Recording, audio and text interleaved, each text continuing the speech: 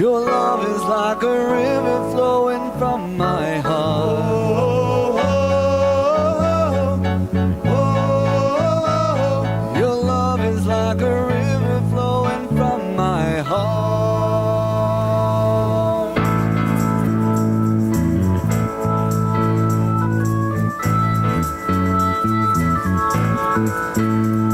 When this cruel world tears us apart, your love is like a river flowing from my heart.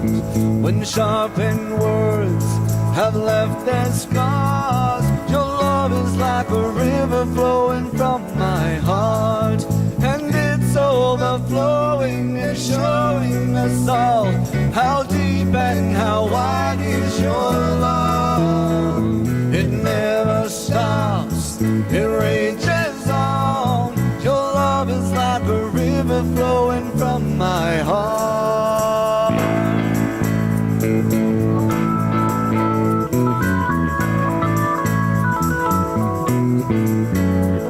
When I am tired and so afraid, your love is like a fire that will light my way.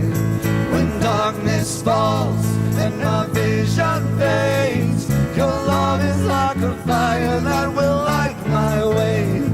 And it's always burning and stirring my soul to love you and love you much more. It never stops or ever fades. Your love is like a fire that will light my way.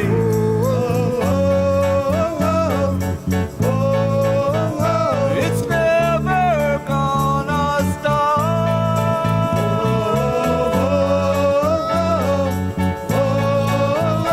It's flowing from my heart.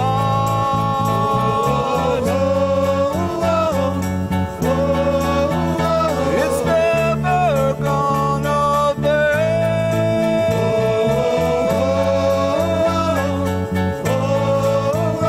Your fire will light my way.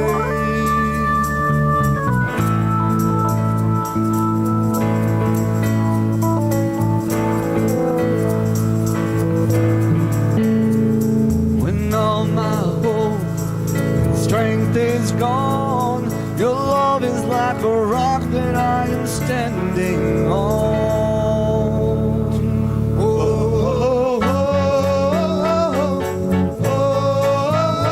It's never gonna stop.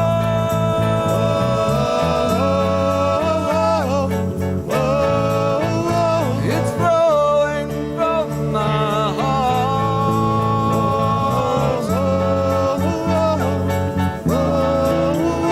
It's never gonna fade.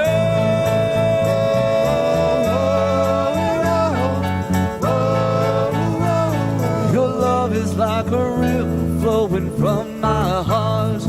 Your love is like a fire that will light my way. Your love is like a rock that I'm standing on. Your love is like a river flowing from my heart.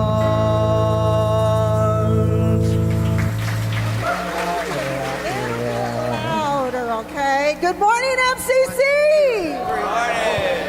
That was a little bit better. We're so glad that you all are here with us to praise and worship the Lord. Please join us in our gathering songs. Here we go. When I lose my way, I forget my name. Remind me who I am. In the mirror, all I see is who I don't want to be. Remind me who I am. In the loneliest places, when I can't remember what grace is, tell me once again who I am to you, who I am to you. Tell me, lest I forget who I am to you, that I belong to you, to you. I'm the one you love. I'm the one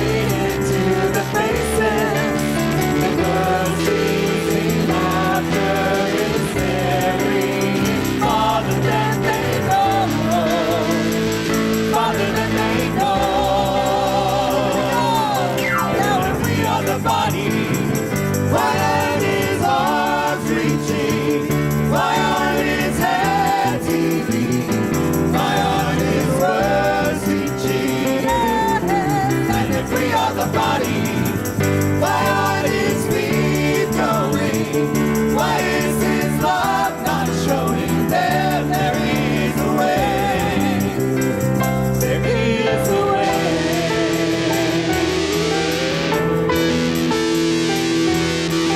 The driver is far away from home. He sheds his clothes and quietly sinks into the back row. The weight of their judgmental glances tells him that his chances are better out on the road. But if we are the body, why aren't his arms reaching? Why aren't his hands healing? Why aren't his words teaching? But if we are the body, why aren't his feet going? Why is his love not showing them? There is a way. Jesus, hey, Jesus paid much too high a price for us to pick and choose who should come. We are the body of Christ. And if we are the body, Why aren't his arms reaching? Why aren't his hands healing? Why aren't his words teaching? If we are the body, why aren't his feet going? Why is his love not showing them? There is a way. But if we are the body, why aren't his arms reaching? Why aren't his hands healing? Why aren't his words teaching? And if we are the body, why aren't his feet going? Why is his love not showing them? There is a way. Jesus is the way.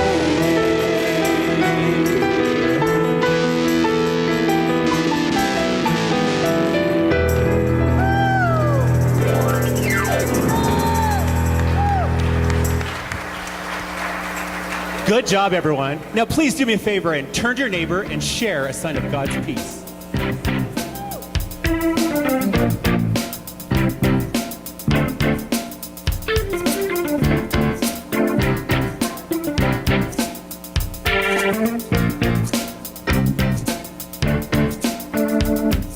People keep saying I'm a little short on mercy. Say my God-forsaken soul will buy me things. Fame, fortune, pearl gates, and silver wings. And I picked out curtains for my place on Golden Street. People been calling me sinner, been calling me wayward saint. Caught a snag along the path that they call straight. Looked down and I saw that I had lost my faith. Turned my back on promises I'd never break. These days, I'm just trying to find out what love means. Find my place within this crazy scene. These days, I'm just trying to find out what love means. Find my place within this dream. Saying I'm going to hell if I don't change. But sold my soul to God when I was barely 8. All the big ladders couldn't rescue me. All because I bought that house on Golden Street. Built a bridge between our hearts, but it was weak. Little did I know it couldn't hold my weight. Now I'm falling fast into a great ravine. Wonder when I land, if I'll land on my feet. These days, I'm just trying to find out what love means. Find my place within this crazy scene. These days, I'm just trying to find out what love means. Find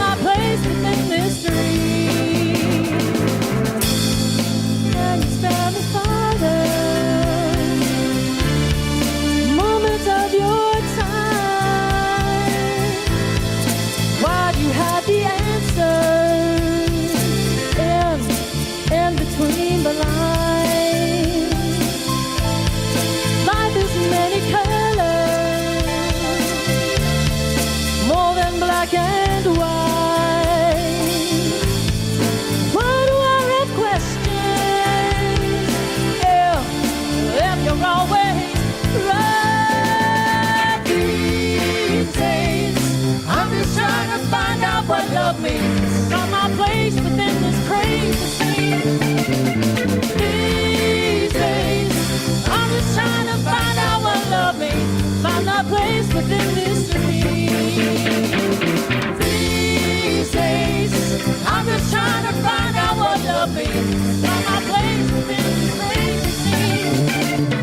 These days, I'm just trying to find out what love means. Find my place within this dream.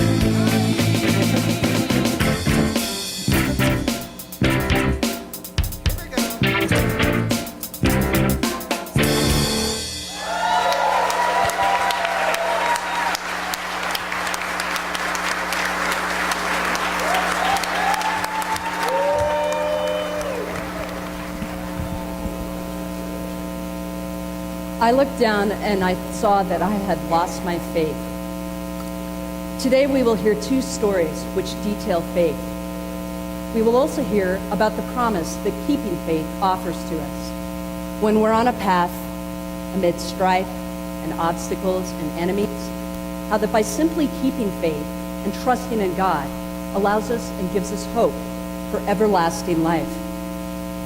It's no coincidence or accident that you're here today, because God has brought you here with something that is uniquely yours. So, please still yourselves, quiet yourselves, and prepare yourself for God's message, which will be revealed to you when it is yours.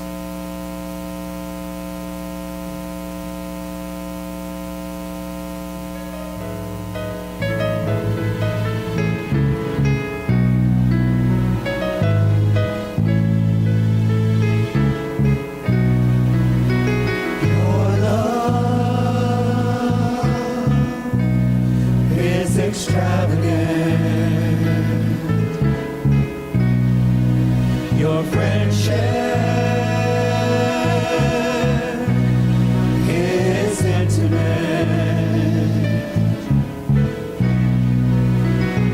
I feel like moving to the rhythm of your grace. Your fragrance is intoxicating in this place. It's your love is extravagant. The first reading for today comes from the book of Psalms. I exalt you, Lord, because you pulled me up. You didn't let my enemies celebrate over me. Lord, my God, I cried out to you for help, and you healed me. Lord, you brought me up from the grave, brought me back to life from among those going down to the pit. You who are faithful to God, sing praises, give thanks to God's holy name. Anger lasts only for a second, but favor lasts for a lifetime. Weeping may stay all night, but by morning, joy. When I was comfortable, I said, I will never stumble.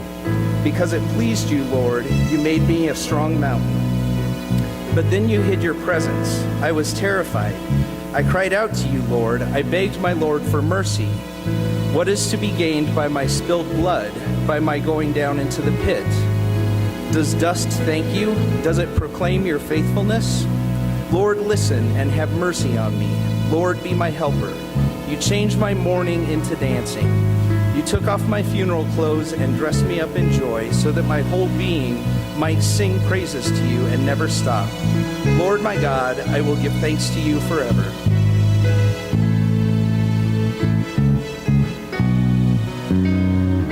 Spread wide in the arms of Christ is the love that covers sin. No greater love have I ever known. You consider me a friend, captured my heart again.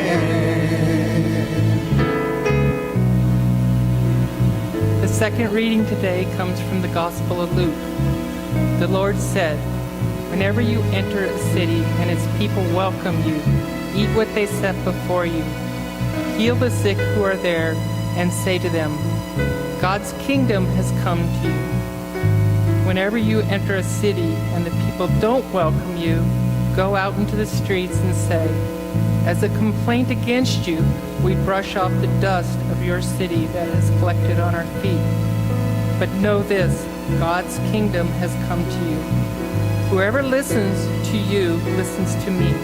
Whoever rejects you rejects me. Whoever rejects me, the one who sent me. The people returned joyously saying, Lord, even the demons submit themselves to us in your name. Jesus replied, I saw Satan fall from heaven like lightning. Look, I have given you authority to crush snakes and scorpions underfoot. I have given you authority over all power of the enemy.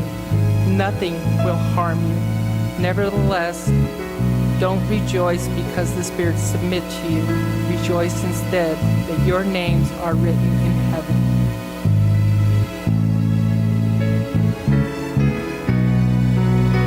Your love is extravagant. Your friendship is intimate. I feel like moving to the rhythm of your grace. Your fragrance is intoxicating in this place. 'Cause your love is extravagant.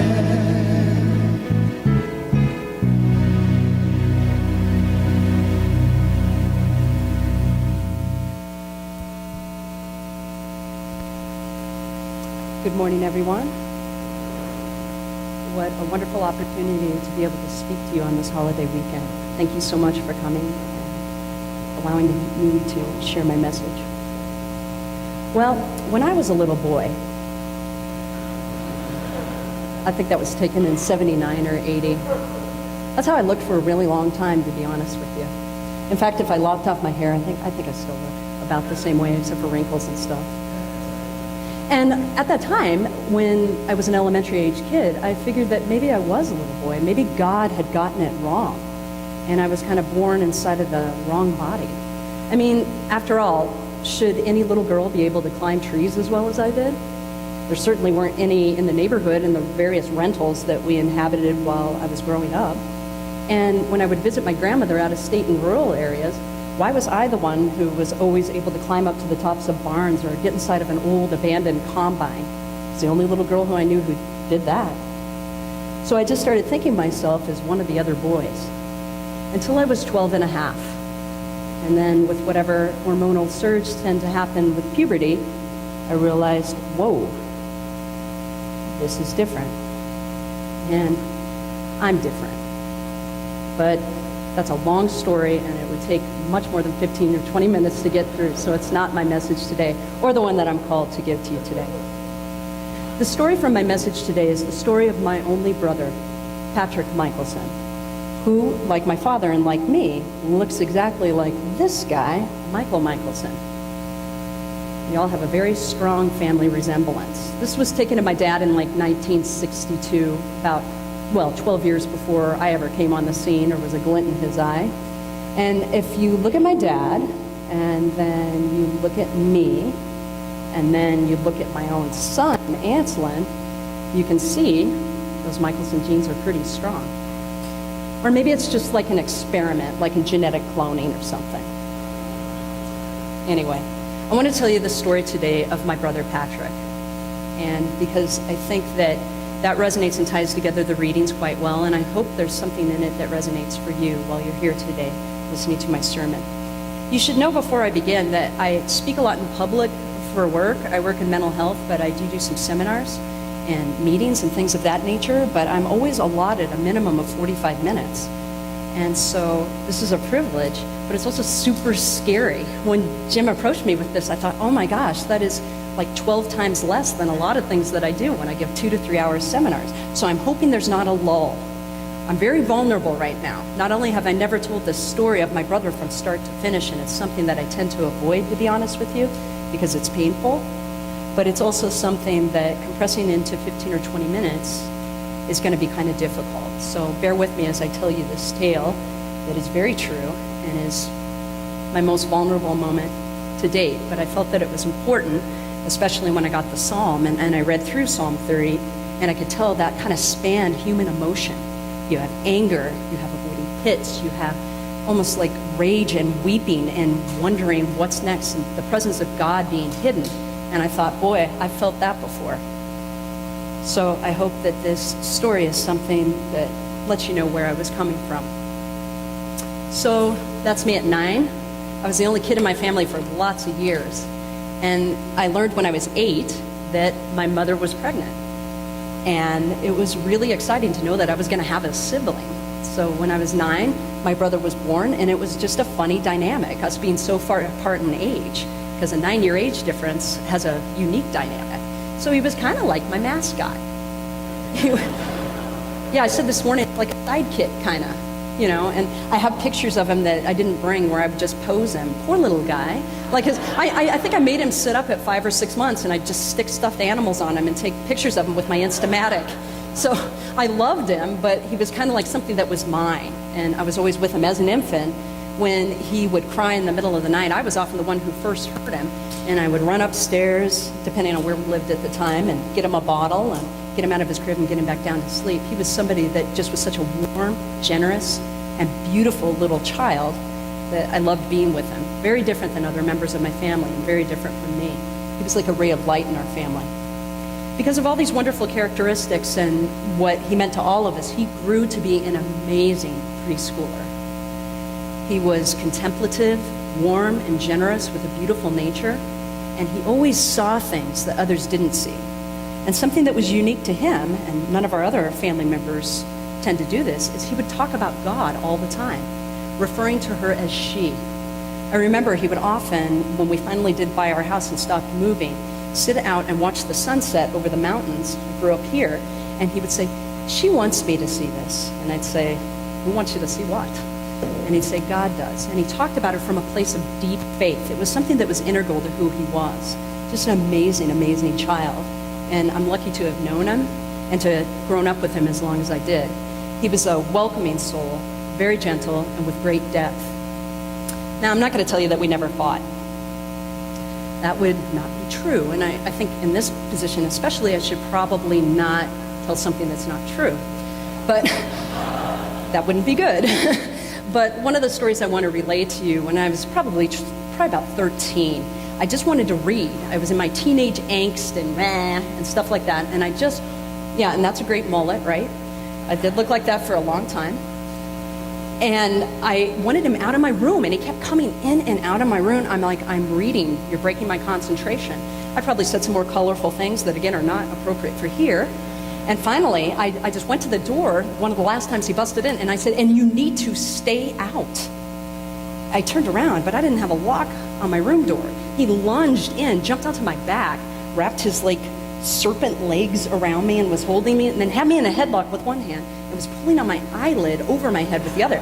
So he literally had me like this, and if I would move, that is so sensitive. Those of you who could have tattoos there, my hat's off to you, because that was painful. And I'm just like, "Get off of me." And my parents finally wrestled him off. But that wasn't typical for us. What was typical for us was just that kind of dynamic and me having joy being around him, like the joy that we hear about in the readings.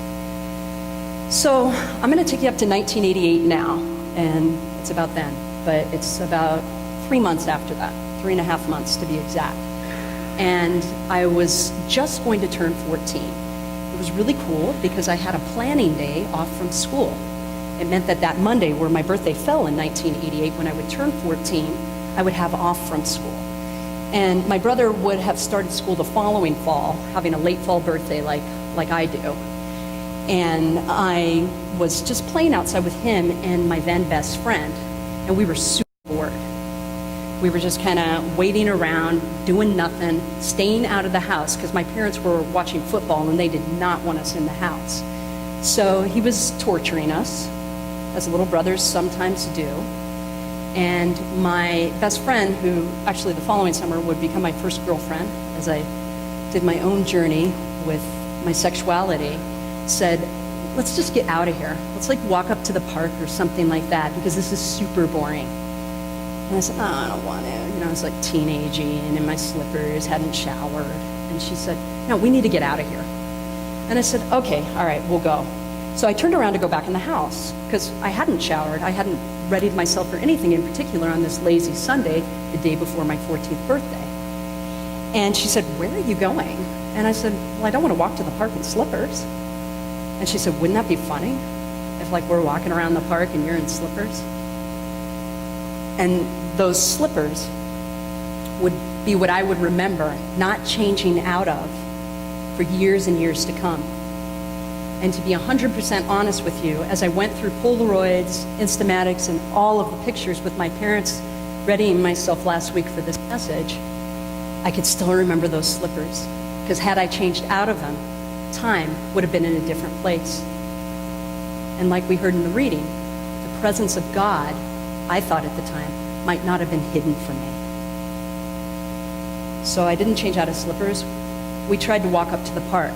My parents' house, where they finally bought one, if you're familiar with Denver, is at the base of Ruby Hill, which means that you have to cross 4 lanes of traffic at the top of that hill. It's an area in southwest Denver. And so I walked up in my slippers with my best friend and my brother. I don't know why I didn't change into shoes.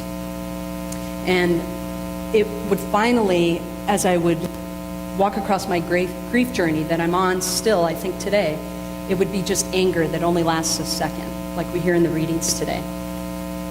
I don't actually remember us getting hit. I can remember my neighbors' faces. I can remember trying to stand. I can remember the asphalt and the way it looked. I can remember twisting and really fighting to stand, but really not being able to have much motion in my body except for here up. And then one time I lunged right up and I looked down at my left leg and I saw gray. And then I knew something was really wrong. So I would call out for my brother at intervals, laying on the street, and my neighbors would come over and kind of respond. And then I'd say, where's my brother? Where's my brother? And their faces would get like stones. We've all had things like that happen when people don't want to tell us something. And they'd say, he's fine. When I got to the hospital, all of my memories were pandemonium. I was given the last rites by a priest, and I was being worked on and being saved. And I finally asked him, where is my brother? And he looked at me, again, just like a stone, and he said, he has expired. I can remember starting to scream, and all of the people who were working to keep me alive, holding me down, and then eventually tying me down so that I wouldn't disrupt the fractures that I had in my body. And I remember looking up at that priest as he walked away, and again, faith shaking. Like, what is this? This is a priest. This is somebody who's here to help me. What is this? Just not making sense of any of it. And realizing my brother is gone. Big question mark. Big faith shaking. And I remember as I was screaming that later I would also scream when the nurses, as I was in ICU 11 days after that, would tell me that they had to do a procedure. And that meant changing my sheets 3 times a day. Well, when your pelvis is in 3 pieces and the rest of your body's really broken up, I had 6 full fractures, but if you would look at me on an x-ray, I was in 7 pieces. When you're rolling from side to side so the nurses can take the sheets from under you, I would start screaming. And I got a new calibration on pain. To this day, I don't think I really perceive physical pain in a traditional way, but I can tell you, emotional pain that I perceive kind of trumped that. And I can feel emotional pain, which I think helps me in my work in mental health and with children. But I just remember that I didn't want them to change the sheets anymore, but I had to be there. I had to be there alone, realizing my brother was gone and starting to deal with that, but keeping faith, remembering things about my brother that made me happy. So it would take me a long time to actually learn how to walk again. And I still do limp. But it's really the loss of Patrick that remains, which is something that I've kind of progressed in as I've begun my faith journey. I don't often experience the weeping that we hear about in the readings that lasts into night, and I miss what might have been had he lived. I do believe that God wanted me to walk again and wanted me to become strong like the mountain that we hear about, and I don't know how, but I can, and I can do physical things. I mean, I can do something that is completely silly that's physical.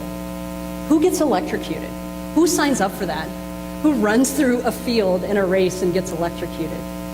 But I guess that I'm strong enough, or perhaps dumb enough, to do things like this and kind of honor my brother, because I am able to walk and I am still here. So on my faith journey, I go ahead and push myself physically because it's what I've got. I've kept this faith throughout the years, although it was shaken most the day before I turned 14. That was my faith shaking. That was when I tried to make sense of everything and could see the pit, feel the pit. All the things that we hear about in the readings, I felt viscerally. And it just made me feel like I have to remember Patrick and who he was and what he offered to us and what a joy he was. And I know, because I do have faith in God, that she has his name written in heaven. And so that's what I had come to, because he'd be 30 this year. And that is profound and strange and beautiful. But I give thanks to God forever that he touched my life, and I can still feel his presence. It's like in Psalm, it turns my mourning into dancing, where I know what he meant to our life, being the presence that he was. So you may not have known the wise Patrick until today, although some of you sitting here definitely did. But I bet you know this man. Nelson Mandela right now is on life support, and it's kind of tenuous if you read the news, whether or not he's hearing things and he's around right now, but his family is readying the family plot and getting it so it'll be able to have his remains where they'll be laid to rest. And I, of course, know that you guys know he was the first black president of South Africa, and he was incarcerated for 27 years after his struggles against apartheid. So that's some faith shaking. But as I researched his life a little, since his legacy will be leaving on, I learned that at 9, his father died of lung cancer. Faith shaking. Things that look like a pit and that we all experience. He had to move away from everything that he knew, including surviving family members, and he was adopted by a regent, a political figure.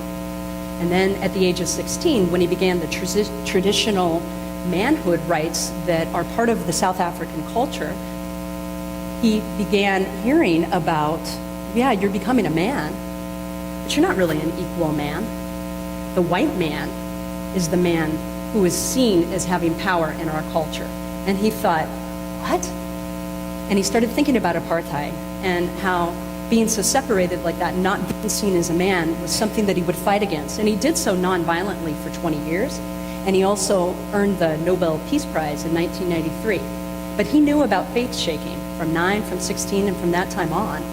Because he, like I said, incarcerated 27 years. He knew about fears. So let's all together read this quote that I think is important. I learned that courage was not the absence of fear, but the triumph over it. The brave man is not he who does not feel afraid, but he who conquers fear. So it's knowing, even when you're incarcerated, that God's kingdom is upon you.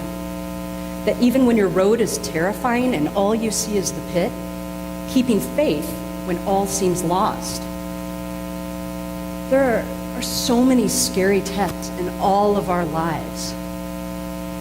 There are times all as we can see are those snakes and scorpions in front of us, and we wonder, how will I keep faith? How will I get through this? It's faith and our actions which actually lead us to the paths that we're meant to follow. God promised his authority over the power of enemies, and I think that my brother, although he didn't quite see his 5th birthday, knew that. He knew that we all have authority to persevere and get through. And I know that Mandela knew that at a young age too. Many will mourn Mandela when he does finally pass, but it's his legacy that will likely ensure that joy is what follows.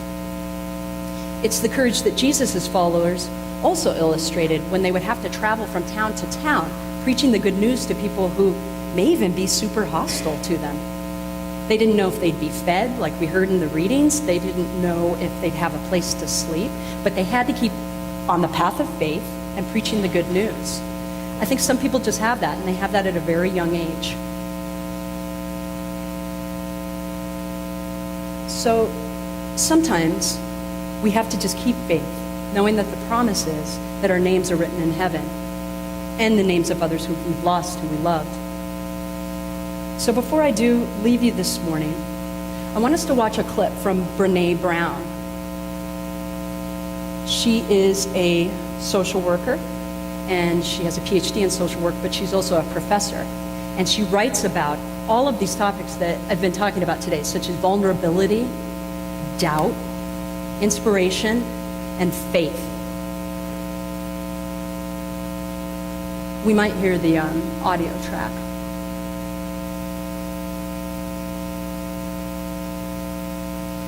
But there's another way, and I'll leave you with this. This is what I have found. To let ourselves be seen. Deeply seen.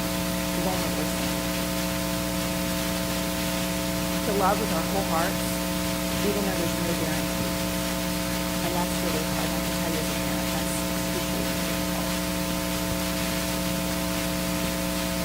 To practice gratitude and joy in those moments of kind of terror when we're wondering, can I love you this much? Can I believe in this passionately? Can I be this fierce about this? Just to be able to stop and instead of catastrophizing what might happen, to say, I'm just so grateful because it feels wonderful. So what she says is, she says, I will let myself be seen. I will do nothing without love. I will practice and in all of my actions show gratitude and joy. But then the final thing that she says, and perhaps to me the most poignant thing, is she says, I will have a belief as I go forward to connect to people vulnerably that I am enough. Meaning that regardless of what we've faced, we can be who we are from the inside out and think, I'm enough. This is what I've got, and it's enough. And that belief in ourselves leads us to genuine connection with others and realizing that if we operate from a place of faith, we can do everything that God means for us to do. So, because we are vulnerable and as a community we operate from a place of faith, we're full of promise. So whether you right now are welcomed or you're met with difficulties, if you're singing unended praises, or you're fearful right now that the presence of God is hidden, we can all stop screaming. That's a quote from Brene Brown. And be heard, so we can be welcoming to others, and we can rejoice together by giving thanks to God. Thank you. Amen.